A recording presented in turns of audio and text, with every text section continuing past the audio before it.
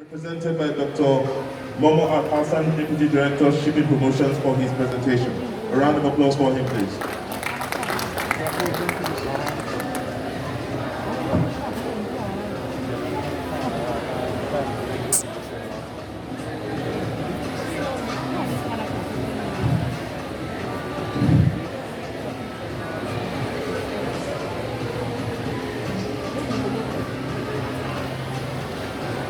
My special regard to the Director General, President of Chambers of Commerce, represented by the former Minister of Health. Let me use for you to thank the Chambers of Commerce that this is a very big improvement compared to what took place last year. And we promise that by next year, NIMASA will be here, God saves our life, will be here. The Honourable Minister, sir, next year, I am inviting you in advance to come. The next year topic, blue economy.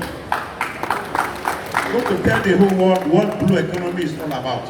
But today is non-oil export as a means of diversifying the economy of Nigeria. The blue economy has been summarized by the minister. Thank you. I thought you read maritime when you were talking. 70% of the earth is covered by water. 30% is land. And this land, some of them are not even good for farming. The greatest creations are in water. Oil and gas are in water. The fish and other aquatics. The drugs to get in water cannot get from plants. The future of Nigerian economy depends on blue economy. Without blue economy, there's nothing we're not going anywhere. The time of oil and gas is gone. During COVID-19, maritime was booming. COVID-19 did not affect maritime. While people were hiding, we were using summarizing manifest in Apapa port. Apapa port was put to Kappa. Because the COVID-19 affected maritime. Thank you. So next year when we come here, I'm going to tell you about the benefits of blue economy. The whole world is going blue economy. Right, sir? My DG, a very busy officer, is not around, but in civil service, I am directed by my DG to present this paper on the behalf. All the errors in papers are mine. It's not DG. All the view expressed is Momo's view. I don't want to waste your time with the introduction of the paper. Hello. We have been told about, let's go to 3. We have been listening to this one, there's no need. We are here because of free trade area. It is a market for African countries, which is 55 countries that signed it. So it's an opportunity for us to penetrate. We don't need this one. Let's go for. Let's start from here. The Federal Republic of Nigeria must identify our strengths and constraints as far as non-oil export is concerned. Because oil is monolithic. Oil has a global alternative. The global automobile industry has diversified from petrol to electric car. Oil do not add value to GDP. The value added of oil and gas to GDP is less than 10%. Why?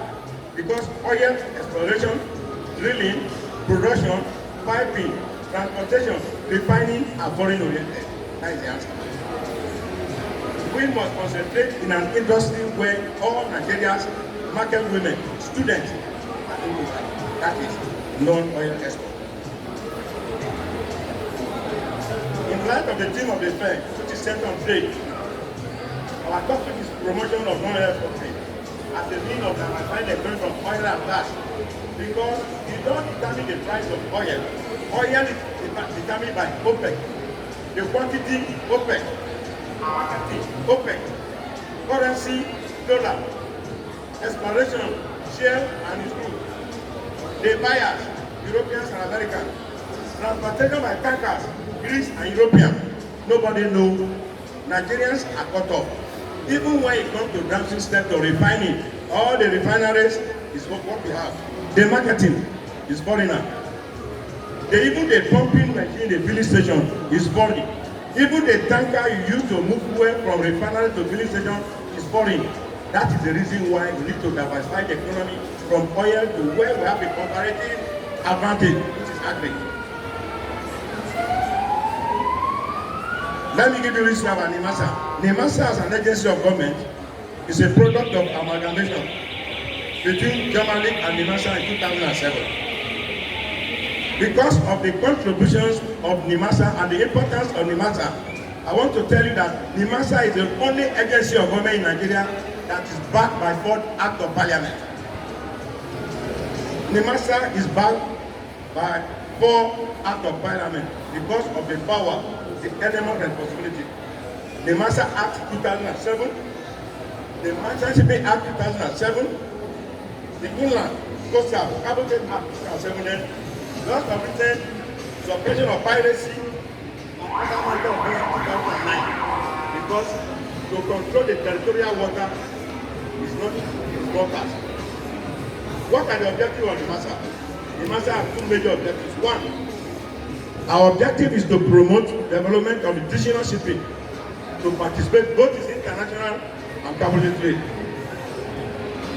In addition to that, NIMASA is in charge of regulation and promotion of maritime safety, maritime security, marine pollution, and maritime labor. The functions of NIMASA are on the table. They are there for you. Carry out air and coastal surveillance, control, prevent, and marine pollution.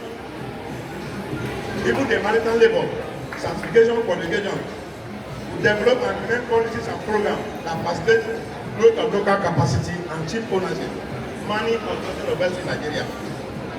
We are enforced and administer cabotage vessels. We perform flag state duties. We receive and remove wrecks, which is called abandoned and buried vessels. We provide national search and rescue, maritime security, and we establish process and procedure to implement all IMO and IMO conventions. I want to assure Chambers of Commerce that NIMASA and Chambers of Commerce has one thing in common. The aim, if you look at the Act of the National Assembly and Chambers of Commerce, we are performing one function. What are we doing? The trade. NIMASA and Chambers of Commerce are doing one thing in common. Our aim and objective is to facilitate trade. Trade to create wealth, employment, opportunity. It is our belief that trade is the engine of economic growth and development. If you want a country to be poor, just impose economic sanctions and let them live in autarky. That's the poorest country in the world. The poorest country in the world is a world country that do not trade. Trade is engine of growth development. Trade generates income and wealth. Trade generates capacity. Trade is employment opportunity. Without trade, you cannot get dollars, euro, and pound sterling. All your foreigns you get recipient from trade. And when you get all these things, what happens? The final objective that the standard of living of Nigerians will improve, and hence we live more in this world.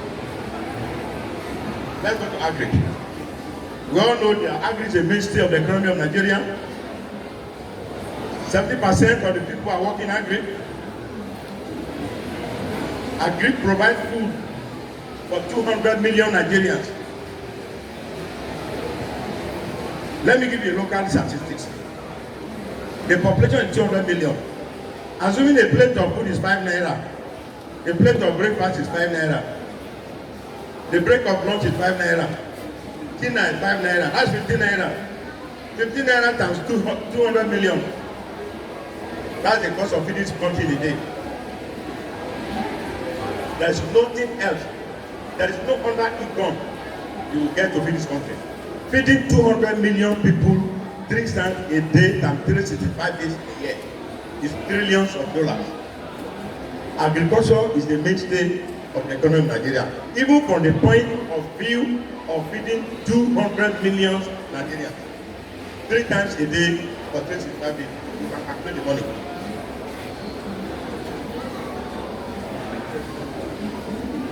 Around the world, I only tell people when we are cracking jokes in the office, the richest nations in the world are not oil producing nations.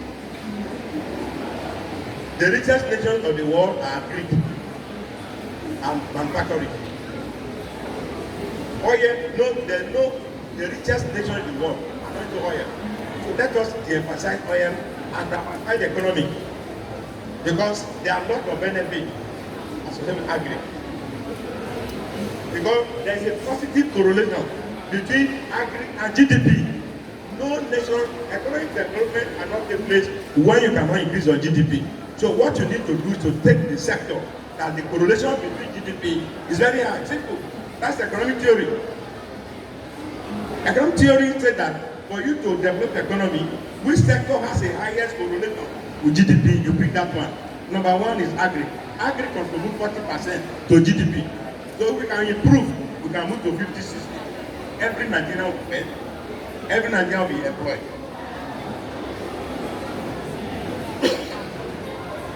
Look at the surplus labor. Supply of food, provision for market, so domestic savings. Farmers these days are not very poor. A bag of rice is 30,000 naira. Both local and foreign are the same now. A bag of rice is 30,000 naira. In Lagos, I'm sure it's higher than in Abuja and Lagos. So farming is a lot of investment. There's a lot of money on the farm. In Nigeria, agri can play a very important role by providing foreign exchange in addition to oil. In terms of employment, 70% of Nigerians are employed working in the agri sector, while accounting for one-third of the GDP. What are the benefits of promoting agri non-oil exports? Through this method, we're able to build indigenous capacity. How do you build capacity? Capacity building entails three things: financial capacity, technical capacity, and managerial capacity. When we talk of capacity building, three: financial capacity, technical capacity, and managerial capacity. We can do this through agri because it's the profession of our forefathers. We can use agri to diversify the economy from monolithic oil and gas. We can use it to increase foreign exchange and create employment opportunity, and even enhance indirect revenue for state government and African trade that we are here. Now let's go to the summary of the non-oil sector in the 6 geopolitical zone. Go to southwest. Are you there? See the non-oil sector in southwest. Cocoa, rubber, cashew nut, cotton, charcoal, palm, oil, palm kernel, tobacco, cassava, yams. These are what we can produce in the northwest and southwest. Go to south, palm oil, kernel, rubber, wood, furniture component, snail, plantain, banana, prawns, and fish. These are major non-oil sectors in the 6 geopolitical zone. Go to southeast, palm oil, palm kernel, and what have you. Go to northeast, garlic, ginger, chili pepper. North central, including Abuja, cashew, ginger, garlic, yam, chili pepper, pure honey, shea butter, and what have you.